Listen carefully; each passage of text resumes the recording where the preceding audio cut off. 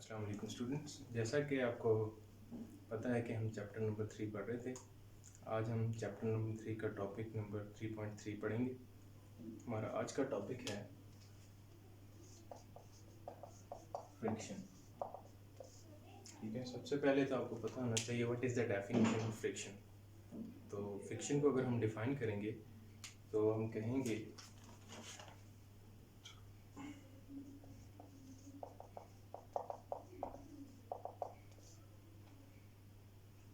The force that opposes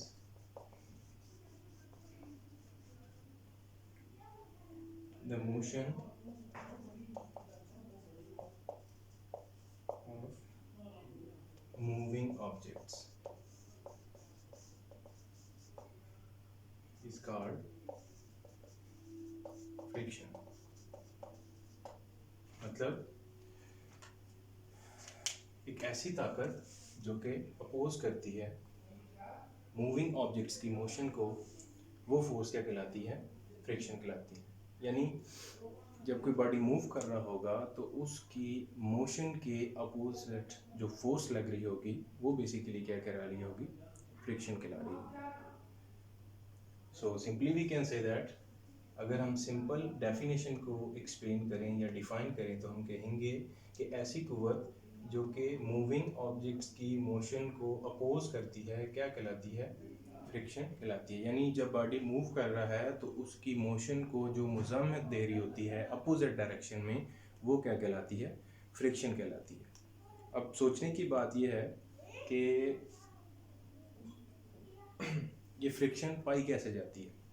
we can say that कि why friction opposes motion, कि friction जो है ये मोशन को क्यों अपोज करती है। Now the question is why friction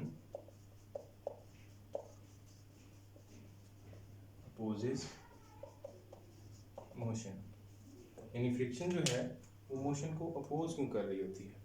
इसके लिए मैं वुडन बॉक्स लेता हूँ दो। लेट्स सपोज ये मेरे पास एक वुडन बॉक्स है, ठीक है, और इसके ऊपर जो है ये एक दूसरा वुडन बॉक्स है।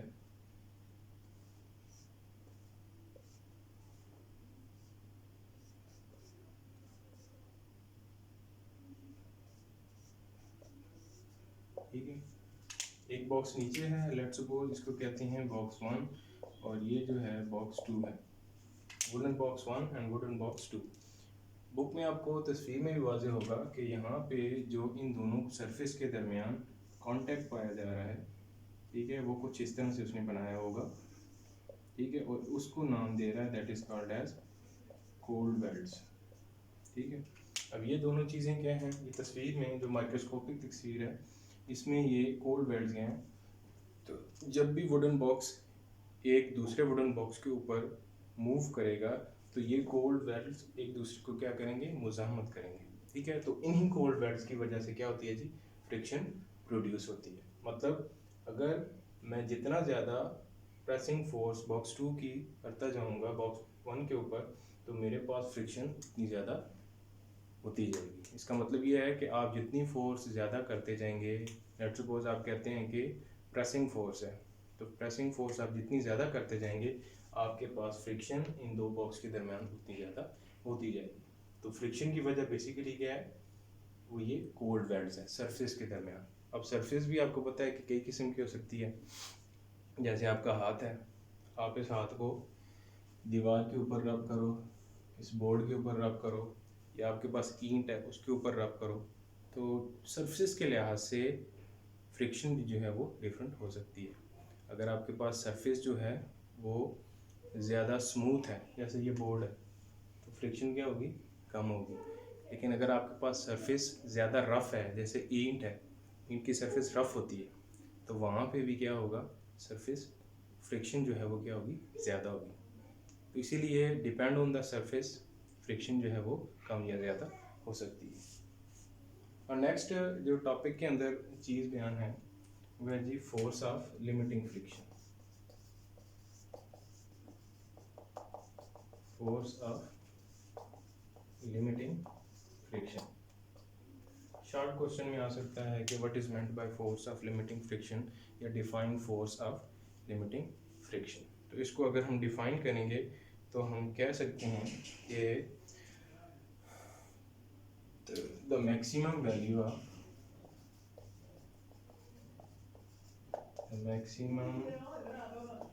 Of friction is called force of limiting friction.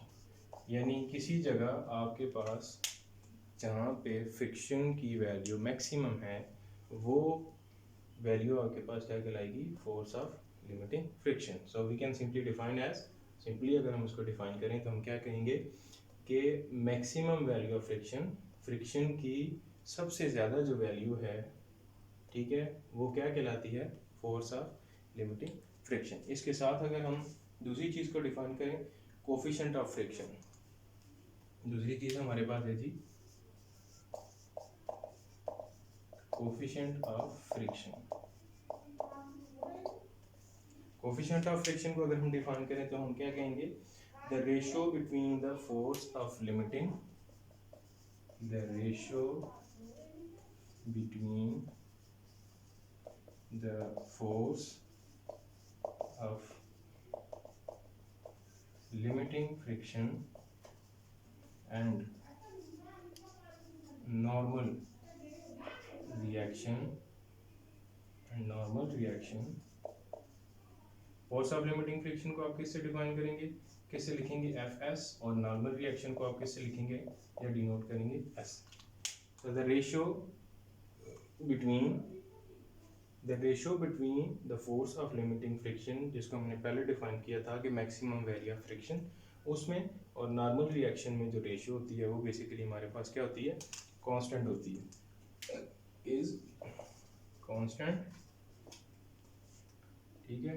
और नॉर्मल रिएक्शन से क्या मुराद होता है, जो किसी बॉडी के ऊपर आमतौर पर नेचुरली जो फोर्स होती है, जैसे आपके पास बुक पड़ी हुई है तो बुक का जो वेट है वो डाउनवर्ड है, और टेबल के ऊपर बुक पड़ी है तो टेबल का जो नॉर्मल रिएक्शन है अपवर्ड है, उसको हम कह सकते हैं that is normal reaction R, ठीक है।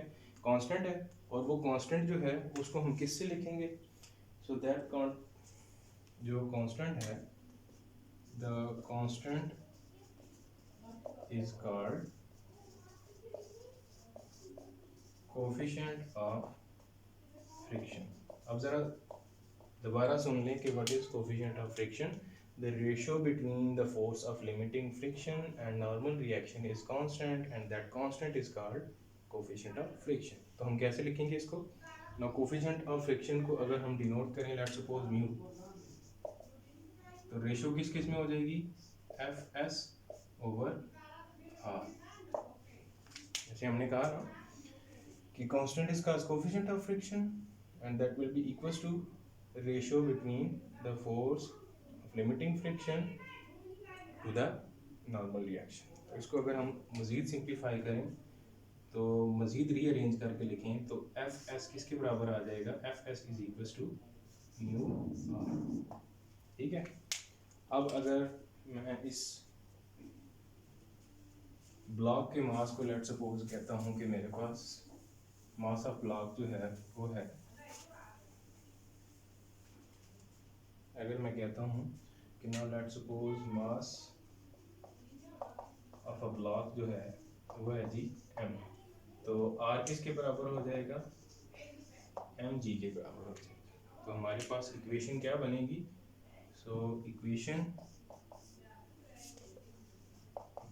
1 can be written as F S is equals to mu mg and this is the equation for the force of limiting friction। ये हमारे पास इक्वेशन आ गई है फोर्स ऑफ लिमिटिंग फ्रिक्शन की, और इसमें F S क्या है, force of limiting friction, mu क्या है आपके पास, माइक्रो भी पढ़ते हैं इसको, माइक्रो, ठीक है। तो ये क्या है आपके पास, कांस्टेंट, ठीक है, और ये कांस्टेंट क्या कहलाता है, कोफिशिएंट ऑफ फ्रिक्शन। एम क्या है आपके पास, mass of block, and G is the gravitational acceleration, जिसकी वैल्यू क्या दिया है नॉर्मली 10 मीटर पर सेकंड स्क्वायर। ठीक है। अच्छा, अब एग्जांपल्स क्या हैं फ्रिक्शन की। अब फ्रिक्शंस आप देख लें, अगर रोज़मर्रा ज़िंदगी में फ्रिक्शन के बगैर तो हमारे पास कोई भी चीज़ एग्जिस्ट नहीं करती। फ्रिक्शन जो है हमारे पास, अगर हम कहें कि फ्रिक्शन इज डिसअपियर, अगर फ्रिक्शन क्या हो जाए, डिसअपियर हो जाए, यानी गायब हो जाए, तो आप खुद ही देख लें, आप रोज़मर्रा ज़िंदगी में सर्वाइव नहीं कर सकते। ठीक है, अभी ये मैं बोर्ड पे लिख रहा हूँ, तो बोर्ड पे मैं लिख रहा हूँ, तो बोर्ड और मेरे इस मार्कर की निब के दरमियान जो चीज़ है वो क्या है, फ्रिक्शन है, जिसकी वजह से लिखा जा रहा है। ठीक है, वॉक कर रहे हैं आप, तो वॉक करने के दौरान पाँव और तो ग्राउंड के दरमियान फ्रिक्शन ही है जिसकी वजह से आप चल रहे हैं। तो रोज़मर्रा ज़िंदगी में हमारे पास फ्रिक्शन के बगैर गुजारा करना बहुत मुश्किल है। सो हम कह सकते हैं कि if there is no friction, या if friction is disappear, we can not survive on the earth. ठीक है, we can not walk, we can not write on the paper, ठीक है, we can not run on the ground. So I hope कि आपको topic समझ आया होगा, friction. ठीक है, फ्रिक्शन की डेरिवेशन मैंने आपको बताई। ठीक है, ये सारी डेरिवेशन आप इसको कह सकते हैं, जिसमें मैंने force of limiting friction, coefficient of friction को एक्सप्लेन किया, तो ये सारी डेरिवेशन आप लिख सकते हैं। तो यहाँ तक आज का टॉपिक ख़त्म हुआ, फ्रिक्शन।